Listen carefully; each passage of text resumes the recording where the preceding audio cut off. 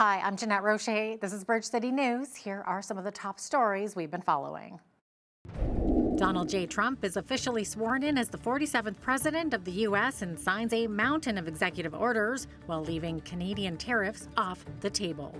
Plus, certain Canadian cabinet members travel to D.C. for Trump's inauguration, including Alberta Premier Danielle Smith. And former leader of the House, Karina Gould, announces her intention to run for Justin Trudeau's position. Your nation, your province, your southern Alberta. From the heart of Lethbridge, it's Bridge City News with Jeanette Roche. Thanks so much for joining us. Well, it's official. Donald J. Trump was sworn in as the 47th president of the United States today, overcoming impeachment threats, criminal indictments, and a pair of assassination attempts to take on a second term in the White House. Please raise your right hand and repeat after me. I, Donald John Trump, do solemnly swear. I, Donald John Trump, do solemnly swear. That I will faithfully execute. That I will faithfully execute. The office of President of the United States. The office of President of the United States. And will, to the best of my ability. And will, to the best of my ability. Preserve, protect, and defend. Preserve, protect, and defend. The Constitution of the United States. The Constitution of the United States. So help me God. So help me God. Congratulations, Mr. President.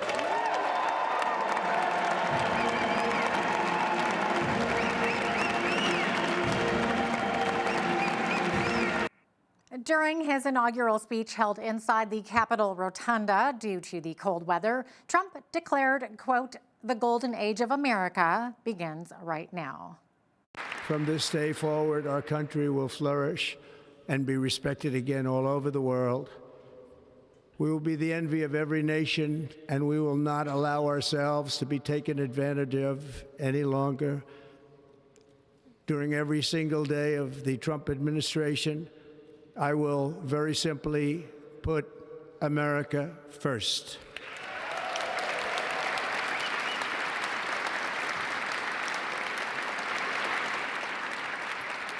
Our sovereignty will be reclaimed. Our safety will be restored. The scales of justice will be rebalanced. The vicious, violent, and unfair weaponization of the Justice Department and our government will end. And after the inauguration, it was a packed venue at Capital One Arena where the presidential parade took place, according to a Canadian attendee. Val Olson is originally from Alberta but currently lives in Arizona. She attended Trump's inauguration and the parade and took this video just before the parade started. She says people had been standing in line all day before making their way to the arena. Olson describes the energy in the room. The crowd is very excited for the parade, but you can see on the floor level, everybody's working so hard here today. The staff, everyone. As you can see, it's just jam-packed. So many people are here. Lots of excitement, and but it's just top-notch. It's a top-notch example of transferring of power today, celebrating the inauguration of Donald Trump. Olson hosts a radio show on X and is a contributor on international radio stations airing in 80 countries. Well, as Trump takes office, he has many executive orders ready to go, such as shutting down the U.S.-Mexico border, suspending refugee admissions, and deporting illegal immigrants. Lisa Daftari, editor-in-chief of the Foreign Desk, has more. When you see them being either criminals or on the FBI's most wanted list, you want to stop that. But it doesn't mean we're stopping immigration into our country. It means we want to stop illegal immigration into our country. This is not just an immigration issue, it's a national security issue. We know that there have been thousands of people on the that have come into the country that have been on our most wanted list, on either the foreign terror list or on the FBI's most wanted list. So this is something that we're doing to protect everybody who lives here. You can catch that entire interview with Lisa Daftari coming up later on in the program. President Donald Trump will reportedly not be hitting Canada with damaging tariffs today, despite his numerous promises to do so within hours of taking office. The New York Times and Wall Street Journal both report that Trump will instead sign an executive order to investigate alleged unfair trade and currency practices by Canada, Mexico, and China.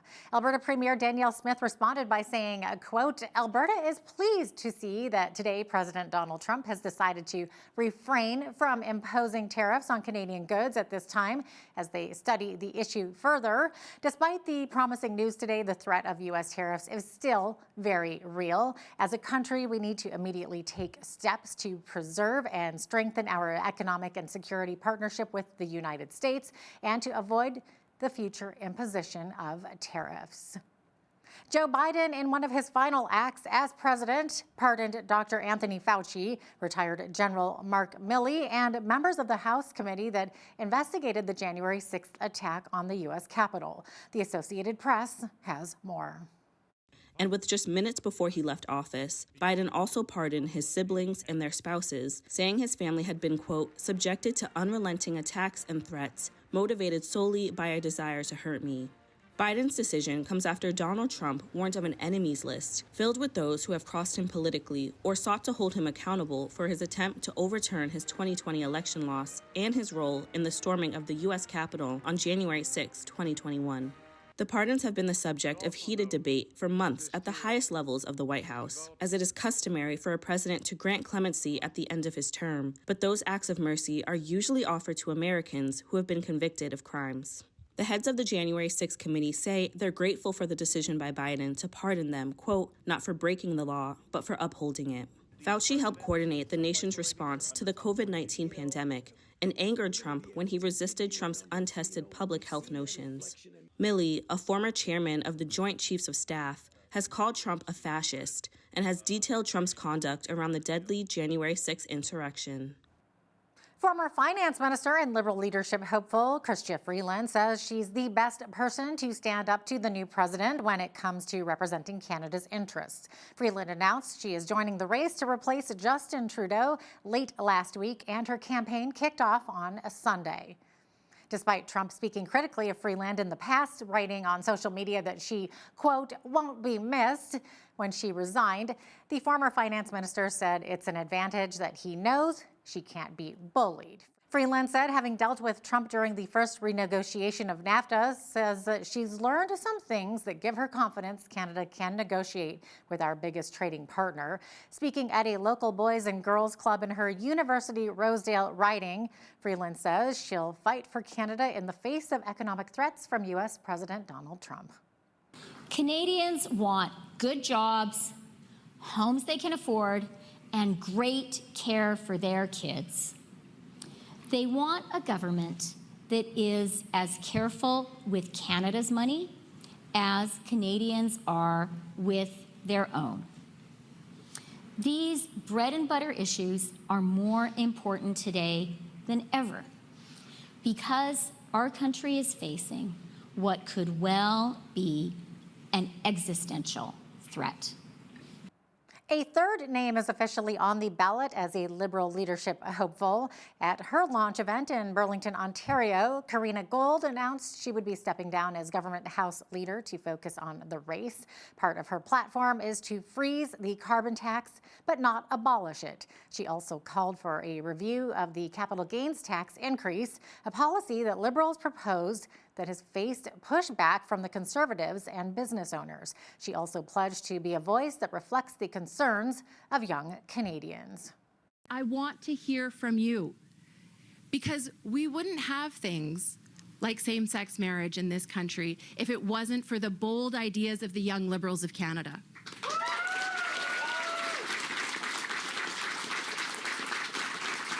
We wouldn't have legalized cannabis in this country if it wasn't for the bold ideas of the young Liberals of Canada.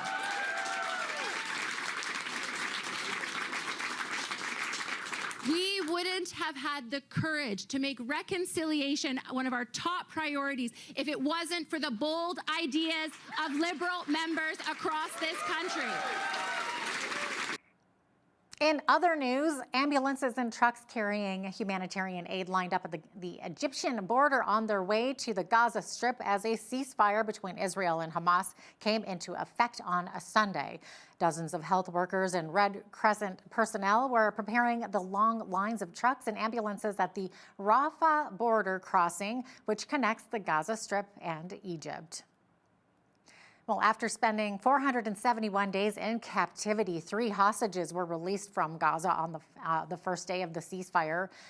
Hamas agreed to release 3 female hostages on day 1 and an additional 4th woman on the 7th day of the agreement. In the early hours of Monday, 90 Palestinian prisoners and detainees were released from Israeli prisons. The 90 prisoners were released in exchange for the 3 Israeli hostages.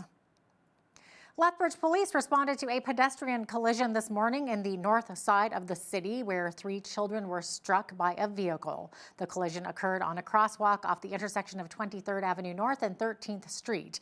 BCN's Landon Hickok has more details. Thanks, Jeanette. Police can confirm that 3 children ages 14, 7, and 5 suffered serious injuries after being struck by a vehicle behind me on this crosswalk shortly after 7:30 this morning. Now, the details have been very vague, but the 3 children were rushed to the Chinook Regional Hospital by EMS and were transferred to Calgary for extended treatment. The driver of the vehicle that struck them remained on scene, and police say that charges are currently pending. The Holy Spirit Catholic School Division sent out emails to families this morning confirming that 3 of their students were involved in this collision. A Southland bus was also carrying Holy Spirit students at the time and were witnesses of the collision, but have not provided a comment since. Lethbridge police say that the investigation is still ongoing and charges will be pending for the driver of the incident. Jeanette? Thanks, Landon. A GoFundMe has been set up in support of the family. As of Monday afternoon, over $9,000 has already been raised. We will have more on this story as more details become available. Lethbridge police have laid charges on a 36-year-old man who sexually assaulted a 26-year-old woman earlier this month. The charged, Anthony Robert Small, reportedly offered the victim a ride home from outside the downtown library. She was then taken to a north side park where she was threatened by Small and sexually assaulted inside his car. After she was forced out of the vehicle, she reported the incident to an officer in the early morning hours on January 11th. Small eventually handed himself over on January 17th, where he was arrested. His vehicle, a black 2017 Toyota Camry, was subsequently seized. Police now believe that he might have assaulted more victims in the past and have released photos of his headshot and his vehicle for any unidentified victims to come forward. If anyone has information, you should call 403-328-4444. Small is charged with sexual assaults, uttering threats, and unlawful confinement. He is due for a court hearing on January 21st. Well, it's that time of year when you need to warm up your car, but it could come at a risk. This week, Lethbridge police will be out in the community in an initiative to prevent the theft of unattended idling vehicles. Police will be patrolling the city to spot unlocked idling cars and attempt to communicate with the owner best practices in preventing a potential theft, that is. Pamphlets will be provided for warm-up theft prevention tips. Police recommend never leaving a vehicle unattended and to not leave children, pets, or any valuables in a running car. Most modern vehicles will have some sort of anti-theft device where you can remote start is ideal. If you have an older vehicle that doesn't have some of these options, then stay in your vehicle and allow it to warm up. This was an initiative that's coordinated through the Alberta Association of Chiefs of Police and involves multiple agencies throughout the province. And so just a proactive step to help educate and bring awareness and reduce thefts. In last year's campaign, officers located 138 idling vehicles. This year, the campaign will run until January the 24th. Overcoming the world of drugs is possible, from the streets of addiction to running a recovery center for people fighting those addictions. That is the story shared with us by the Executive Director of Fresh Start Recovery. Our BCN's Heidi Echeverria has more. It's like, how did I get here again? What is going on? How do you stop? This is insane. I was an 11-year-old child that started using marijuana. By the age of 15, I was an IV drug user. By the age of 28, I was a wipeout. What did it start with? It started with marijuana. When they talk about marijuana being a gateway drug, it is. Living in the shadow of addiction. This is how many describe their painful journey, one that drags them down an endless alley, the dark alley of addiction, where chaos and hopelessness mark each of their days. Today, Bruce Hosted is the executive director at Fresh Start Recovery, but his story was not always one of success. For many years, he fought an invisible monster that kept him prisoner in an underworld of constant suffering and struggle. Today, from the light of recovery, Bruce shares his testimony, a story of resilience. What brings somebody to addiction is nature or nurture. Unfortunately for me, I had that addictive gene, and that pathway kind of started aggressively very quickly, and my drug use and alcohol use, it was exponential how quickly it took over my life. You know, I've seen individuals like myself, I started using drugs when I was 11 years old, and I've seen others who started when they were 35. And still with the same outcome of, you know, destroying their life, their family, their loved ones. But I think there's also a component where there was a need to feel part of something. And when we moved, and then I moved into this new neighborhood, it was about needing to be part of school and to fitting in. And initially it started off just like many children experience, just that peer pressure kind of fitting in kind of bit. That kind of led into other drugs like magic mushrooms and LSD. And by the age of 15, I was using IV drugs and using cocaine intravenously. And I went to treatment for 10 days and I was asked to leave because I swore too much. And I couldn't believe it, and I was begging to stay. That they didn't understand, you know, what was going to happen. It's almost 30 years ago. Treatment was for the rich and the elite when you go to rehab. I had no idea even what it was. Today I'm fortunate enough to run an amazing organization that is able to impact, you know, thousands of lives every year. When I think about God's will and me and the path that got me here, I think I'm on the right track. And for the longest time, society didn't view individuals like myself as contributing solution to the addiction crisis. And today, as a result of the government and supports of other community agencies and individuals like myself, you know, we have a voice that, you know, individuals with lived experience make a difference, and we understand. We understand exactly where you came from. We understand exactly what you're going through, and we understand the exact solution that gets us to where we need to be. Today, Bruce is not only a living example of overcoming drugs, but also a leader committed to helping others find their own path to recovery. His personal experience gives him a unique perspective that transcends statistics, reminding us that the fight against addictions is not only possible but transformative.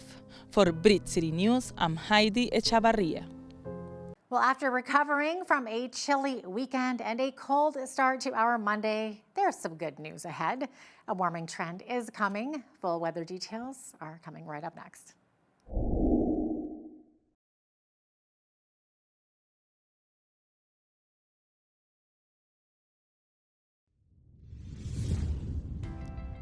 Welcome back. A bit of a chillier start to the work week here, but here's someone who's enjoying the cooler temperatures. This little blue jay didn't seem to mind the weather at all this weekend and just went about his day eating the peanuts that one of our viewers put out for him. So this photo is sent in from Linda in Hinton, Alberta. She says she puts shelled peanuts in a cat feeder, so even if it snows, the peanuts are mostly protected out of the elements. So there you go, a little life hack for you there if you enjoy feeding the birds. Okay, so weather-wise, it looks like we are seeing much milder temperatures now as we get into the rest of this week. This morning started out very, very chilly, warmed up to -2 though with some sunshine there. On Tuesday, we could see some snow fly again, but 0 for a high, 0 as well on Wednesday with lovely sunshine. And then on Thursday, guess what? We could actually see those flurries turn into showers. High of 3 degrees, -2 on Friday, -3 on Sunday, and then back to 9 degrees on Sunday with mainly sunny skies. So as you can see, we're a little bit all over the place over the next 7 days, with the average high being -2 for this time of year, average low -14. 16 was our record high on this day in Lethbridge back in 1981, and Lethbridge saw its coldest on record back in 1954, which was -41. 8:19 is when the sun rose this morning, and 5:07 is when the sun is setting this evening. So we're seeing those times get a little bit longer on either side of that. Now in the 5 o'clock hour when we're seeing that sunset. Okay, tomorrow on the west coast here, Victoria, sunshine, 6 degrees for a high. Vancouver, mix of sun and cloud, but could see some wet drizzle mixed with some flurries, high of 3 as well. Edmonton, 60% a chance of flurries, -1, -2 expected in Calgary tomorrow with clear skies. Now in the prairies, we're seeing extreme cold warnings in effect overnight due to that very, very cold wind chill. We're looking at -30s in the wind chill there. Daytime high though tomorrow in Saskatoon, -2, -3 in Regina, and -15 in Winnipeg. Winnipeg could see a chance of flurries. As we get into the central part of the country here, -12 expected in Toronto and Ottawa. Montreal sitting at -13 tomorrow. All 3 of those cities seeing snow and blowing snow there. As we get to Atlantic Canada, -11 for a high in Fredericton with beautiful clear skies. -7 in Halifax, -11 as well in Charlottetown. And St. John's could see snow and snow squalls in effect tomorrow. -4 for a high there. So there you go. That is your weather forecast. Social platform TikTok restored services to users in the U.S. on Sunday, hours after it went dark due to a federal ban. Before his inauguration, Donald Trump said he would try to pause the ban by executive order to allow TikTok's parent company, ByteDance, more time to find an approved buyer. By Sunday afternoon, users received a message saying, as a result of President Trump's efforts, TikTok is back in the U.S. Well, a new Bank of Canada survey has found close to a quarter of Canadian businesses expect to see rising costs once Donald Trump has officially taken office as U.S. president. A quarterly business survey released this morning is based on leadership interviews involving roughly 100 companies last November. 40% of companies overall expect a negative impact on their business from the incoming U.S. administration, while a third said it was too early to tell. The most common impact businesses expected was higher input costs. The majority of the firms were polled ahead of Trump's first threat of slapping Canada with stiff tariffs once in office. Now here's a look at today's markets. The TSX was up 103 points on the day to finish at 25,171. The Dow was up 334 points to 43,487. The S&P 500 was up 59 to 59.96, and the Nasdaq was up 291 points to finish at 19,630. West Texas Intermediate oil was down 99 cents to 76.89 US per barrel. Natural gas was down 12 cents to 3.83 US. Gold was up 3.86 to 27.0485 US an ounce, and silver was unchanged at 30.33 US an ounce. Feed wheat is at $8.46 per bushel, barley is at $6.57, canola is at $14.11, and corn is at $8.25 per bushel. Live cattle February contract was up 15 cents to $196.75. Feeder cattle were up 5 cents to $273.50. Lean hogs February contract was down $1.18 to $81.13, and the Canadian dollar remained unchanged and currently sits at $69.90 US.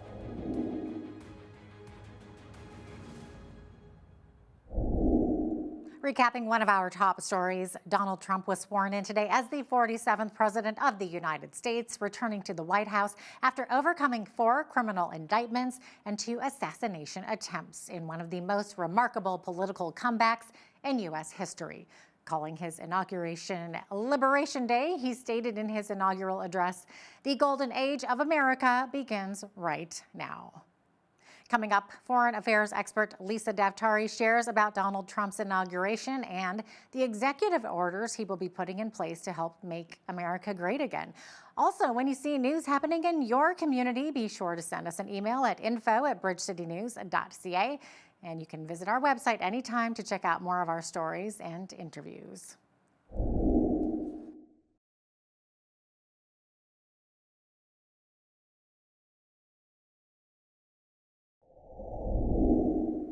Well, here we are on Inauguration Day, the 47th President of America being sworn in today. And joining us now to discuss this and more is Lisa Daftari, our U.S. correspondent from the Foreign Desk in Los Angeles. It's a historic day, Lisa. Yeah, quite a historic day. And within hours, what an about face for the United States of America. Right now, I have muted Donald Trump, who is making his initial statements about, what the changes will be about drilling, about the military, reinstating those who lost their jobs because of the COVID vaccine with full pay. You name it. Stopping the wars, securing the borders, really, really emphasizing and signing a lot of these things into law today, including three very, very important just legislative movements about the border and about stopping the cartels. And he wants to really start by emphasizing his position on these very important topics. Okay.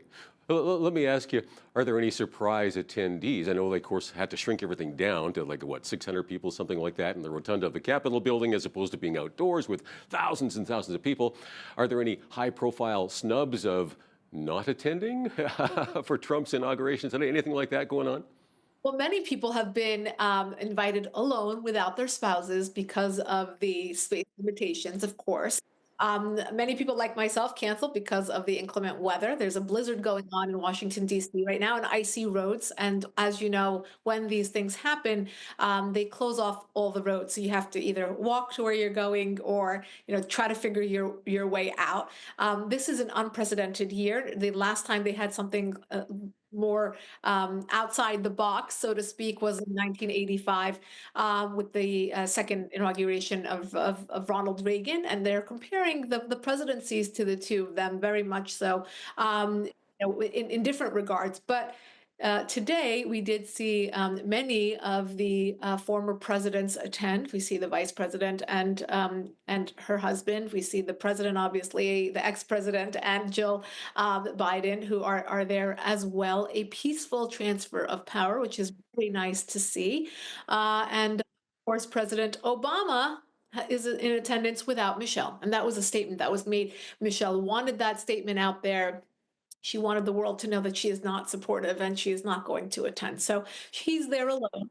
And we know that they had a very chummy conversation, President Obama and President Trump, at Carter's funeral. So that was an interesting way to kind of kick off this presidency as one that is a little different than his first term, in the sense that he is being friendly, he's trying to unite, definitely trying to bridge the gaps between left and right. Yeah, and I think it is important, for Trump to extend an olive branch and so forth, and there to be some smiles and handshakes and so forth. So hopefully that happens. But of course, after the day, real life kicks in. So, I assume there will be some anti-Trump demonstrations taking place. I understand there's some of these taking place across the country as well, right? Anything that would be unexpected today? It's interesting. They are worried about his safety, security, because of the many assassination attempts that have been made on his life, one almost actually killing him. And as he actually mentioned in his speech, that he actually believes that God spared him in order for him to come back and, quote, make America great again. So he does carry the weight of that with him, that there are people out there, not just one, but multiple attempts that have been made on his life. This is different this time around. There will always be a segment of the population that is the never Trumpers, the Trump derangement syndrome that we talk about, that, people who are just not willing to accept him regardless of what he's promising to do and how beneficial he may be to the country, or just hearing him out. Even if he tries to, as you said, extend that olive branch this time around, there will always be that segment of the population. But what I am seeing is that the middle of the road Democrats are very much hopeful this time around. I think they want to give him a chance. I think that, and if you want to make the comparison again to Carter versus Reagan coming in 81, we had a similar situation where the economy was so abysmal, where you had foreign entanglements that were just not being resolved, and then people were looking for some fresh blood to come in there and detangle. And that is what Trump is promising to do, whether it comes to Ukraine and Russia. As we saw, the hostages already released, or starting to release, with the ceasefire that was announced between Israel and Hamas. Obviously, the economy, gas prices, food prices, grocery prices. So I think that there's a bit more of a chance that's being given to him by his opponents. So I think he is ready to deliver, and of course, hoping to bridge this gap. Okay. Well, he's going to get right to it. He's promising day one, right? Issuing pardons for those convicted in the January 6th protests, for one thing. And then also talking about shutting down the U.S.-Mexico border, even bringing in military power to do that, suspend refugee admissions, and, wow, begin the mass deportation of illegal immigrants. Wow. Okay. Do you want to maybe touch on that a bit? I mean, that's a huge undertaking. Yeah, so he's definitely focused on our borders. And it's not just the southern border. You guys in Canada will be happy to hear it's also the northern border, which obviously they trickle in upwards, and obviously they're coming into the country from the south. This is something that is a long time coming. And what I want to remind people is that you don't juxtapose this illegal immigration and the influx of millions of people coming in who are, in the best case of scenarios, risking their lives and then having to sleep on the streets because our resources just can't absorb it. And in the worst case scenario, they end up being criminals. So imagine your daughter or son killed, raped, the robberies, the arsons here in California, for example. When you see them being either criminals or on the FBI's most wanted list, you want to stop that. But it doesn't mean we're stopping immigration into our country. It means we want to stop illegal immigration into our country. We want to focus on legal immigration into our country. How about those people who are standing in line and doing it the right way and filling out the paperwork and have to wait years? These individuals are cutting the line. So if you actually care about people who are well-intentioned and want to get into the country, well, then we need to stop the illegal flow of these people into the country. And that is why Donald Trump's very much fixated on the southern border, the northern border, and also stopping the drug cartels from operating. So sending the military to the southern border is the first step in doing so. And as I said, he wants to do this on day one to show his commitment to this very, very important issue. This is not just an immigration issue, it's a national security issue. We know that there have been thousands of people on that have come into the country that have been on our most wanted list, on either the foreign terror list or on the FBI's most wanted list.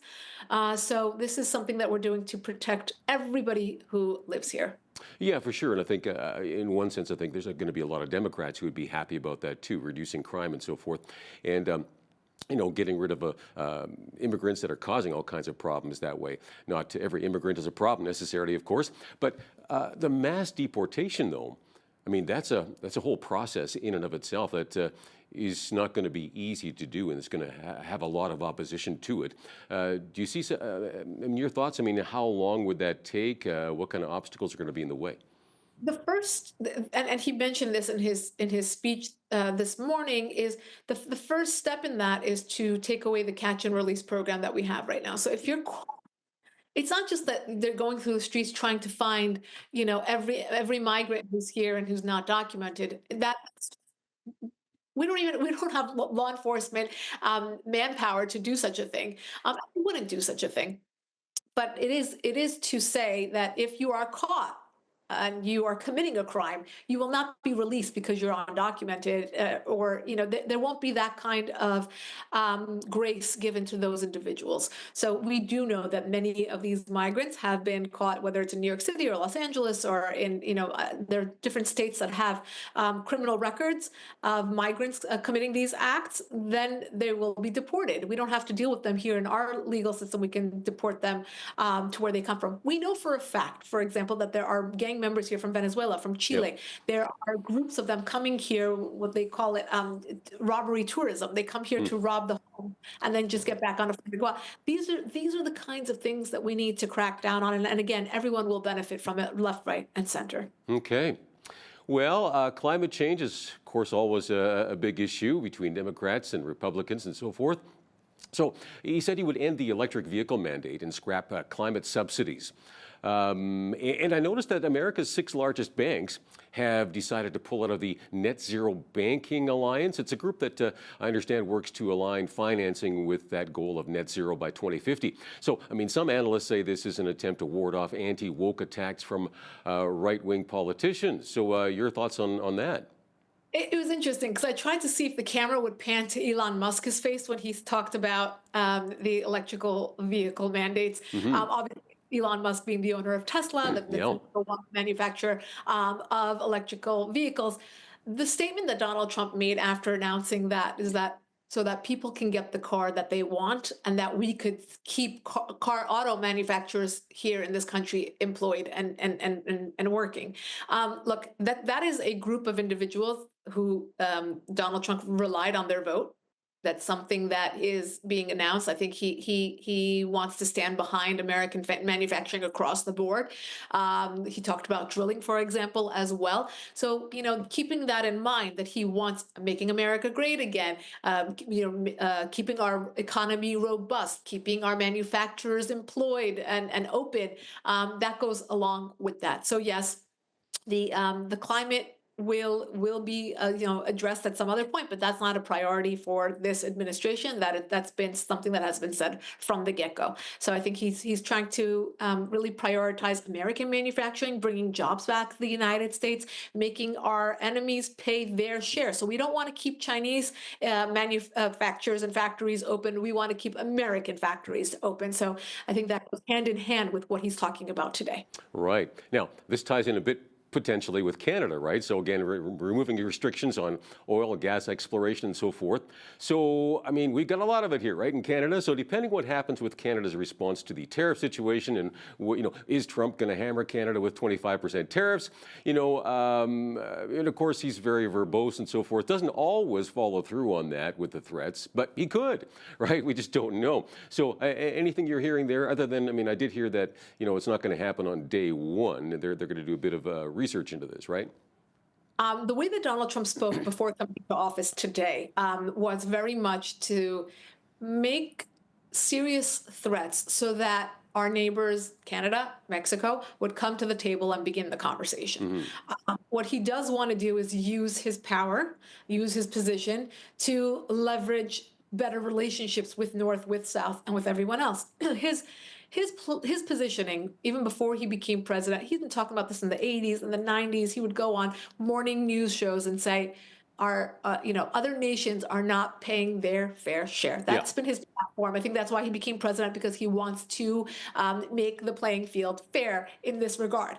So he wants Canada to come and start talking to us so that we can work better together, that we can compromise, so that we can collaborate, so we can keep the border safe, so we can have better trade between the two partners. So I do think, short of Canada becoming the 51st state, I think that there will be a conversation, a friendly conversation. We're seeing the same thing with Mexico.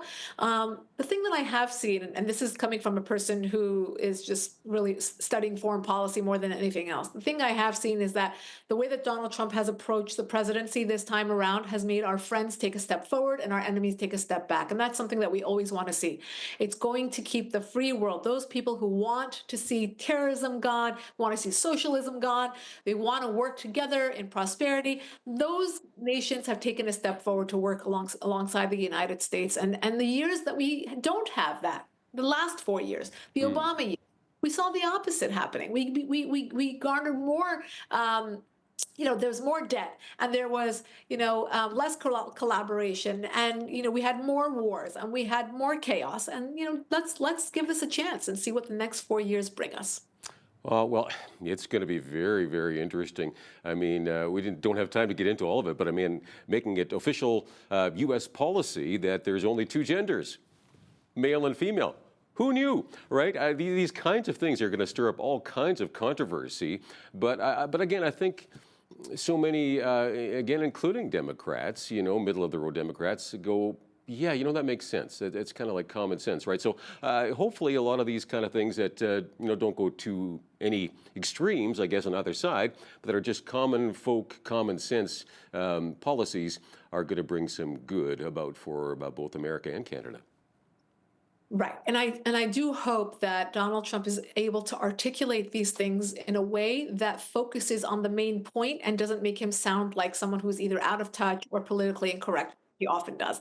So by saying that there's only two genders, that was buttressed to another comment he made about the military and to bring back personnel. Our military has suffered with woke politics. Yeah, you know what? Yeah, and boy, it's even worse here in Canada. We don't have time to get into all of it there, but yeah, hopefully a bit of common sense coming back into all of that. So up against the clock, it's going to be very interesting to see what the next few weeks will bring about with Trump in charge. Thank you so much, Lisa. Thank you for having me. Lisa Daftari from the Foreign Desk in Los Angeles.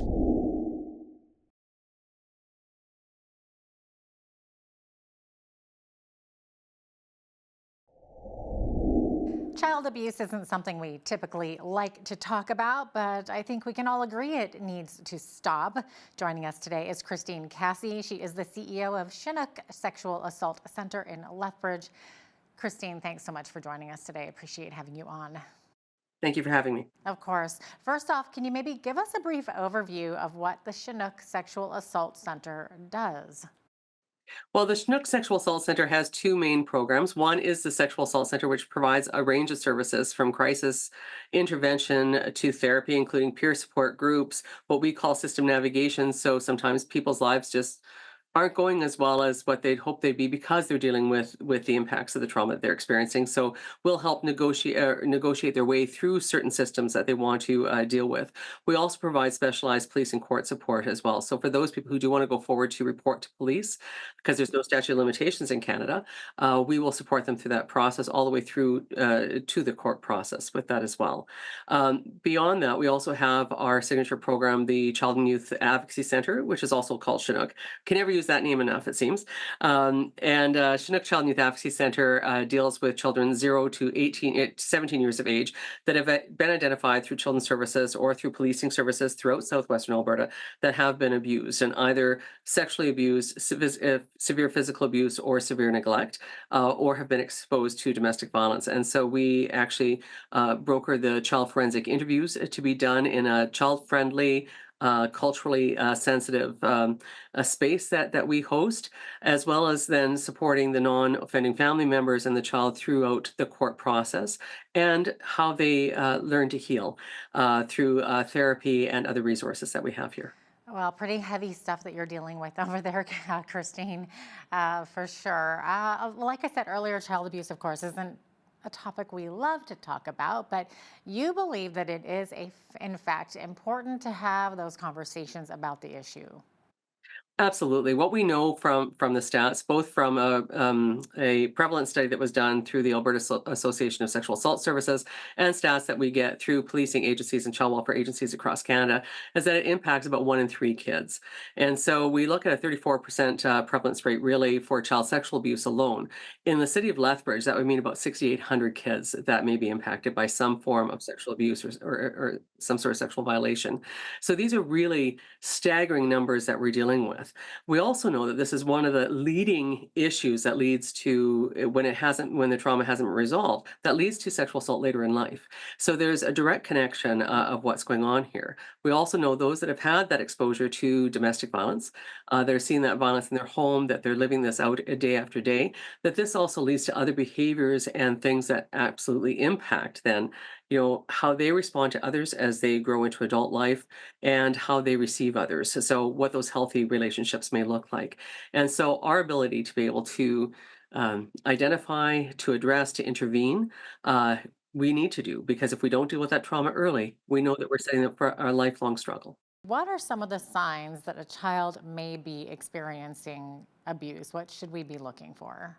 If you're an outsider looking in, sometimes what you may see is, certainly if it's physical abuse, you might see some bruising that really can't be explained on what that is.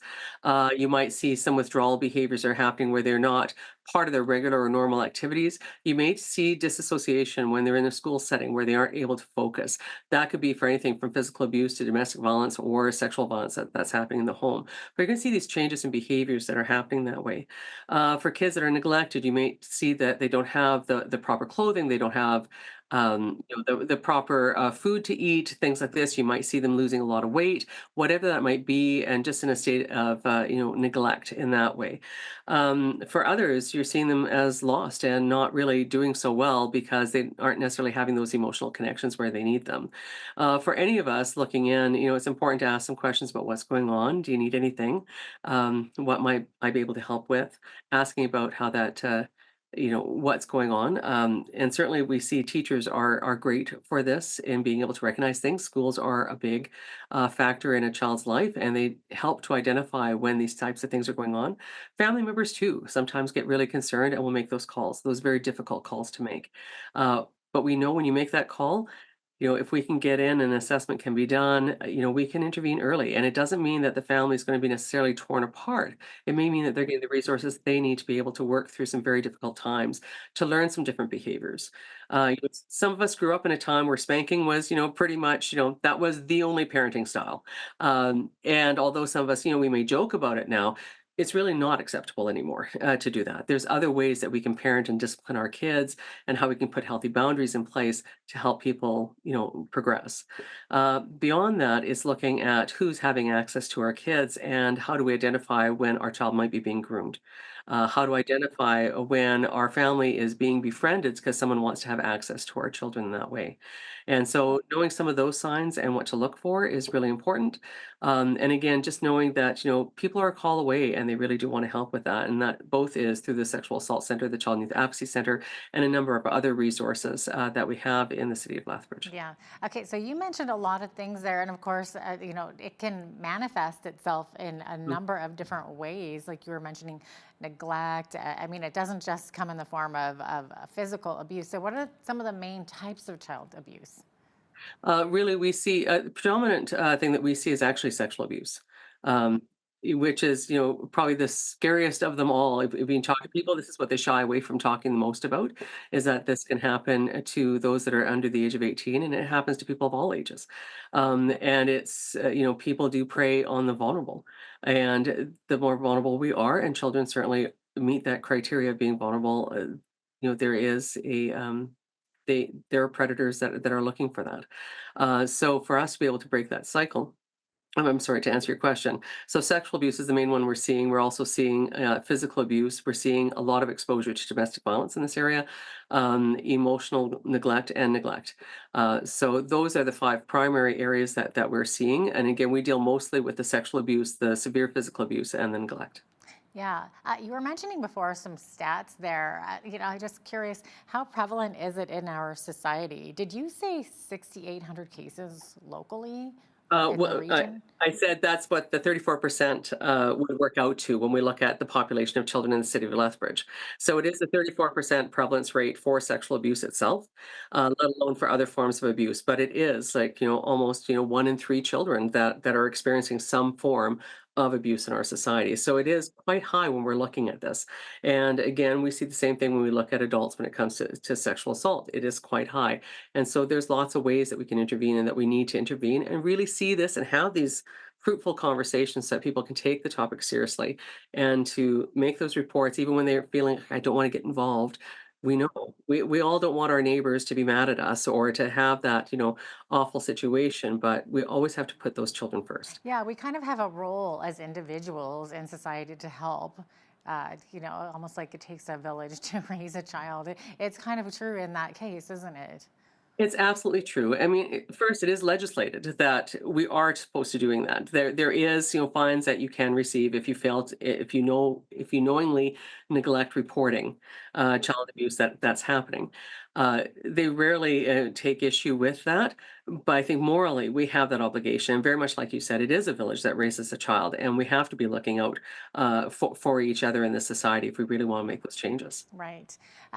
Christine, about a year ago or so, the Chinook Sexual Assault Center opened a new facility for the Chinook Child and Youth Advocacy Center. So maybe tell us about some of the features of this new facility and why it's important. Uh, Fantastic.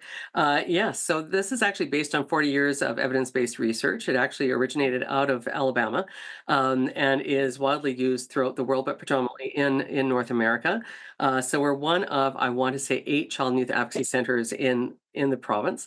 Uh, what a child and youth advocacy center does is that it actually brings all those very messy pieces from police reporting or children's services, the medical exams, the need for psychologists, the school system, all together so that we can actually look at a case of child abuse. We call them triaging child abuse and seeing what those needs are. We can actually walk them through prepare them for a child forensic interview. So there's a process for that. And then actually work on those pathways to treatment and to healing for the child and the family. So the work isn't done independent of the family. It's done with the family, with the child for it to be most successful, and then to see them successfully through the court case. Where the child interview becomes really critical is that quite often children had to tell their story not one time, but several times. So they may be telling it to the doctor, they may be telling it to the police, they may be telling it to children's services. And every time that they're having to tell their story, they're being re-traumatized in that abuse that they've suffered.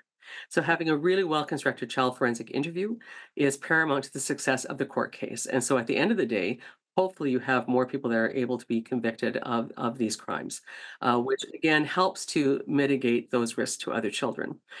So part of that is we'll identify one interviewer for that child, and if let's say if it's police doing the interview, children's services would sit in a monitoring room and be able to get their notes at exactly the same time of what this is. When the tape is really well done, that tape then can be submitted to court as evidence. The child doesn't have to go into court to state what the abuse was. They still have to be cross-examined, but they don't have to state again what they went through. So again, you limit the number of times the child has to speak directly to the type of abuse that they endured. Right. That's amazing. And that's the case with any victim that has to go through this again and again. Is there any thoughts on that happening for anybody that's been through a horrific situation? Absolutely. Well, even, there's always a misnomer when people think that they have to come to a sexual assault center, they have to tell us all the details of the sexual assault, and you don't. We aren't secondary witnesses to the crime. We know it's horrible. We believe you, and we just want to know how you're doing and how you need to get to that next step of where you want to be. So that's what we're here for. And so I think there is, police are much more trauma informed than what they were before on this. And so this is why this model is widely adopted throughout North America. Is we want to do better by the kids, and we know if we can do better with the children, we're going to do better with the adults in time. That we're actually going to circumvent children growing up to being abused yet again and again, or the possibility that other harm is going to be done to other people. And so these are those ways to actually mitigate those types of risks in our society and to help people really thrive, because everyone needs that fair shot to make it through life and to be contributing citizens. So Definitely. yeah. What about the work that you're doing to prevent abuse from happening?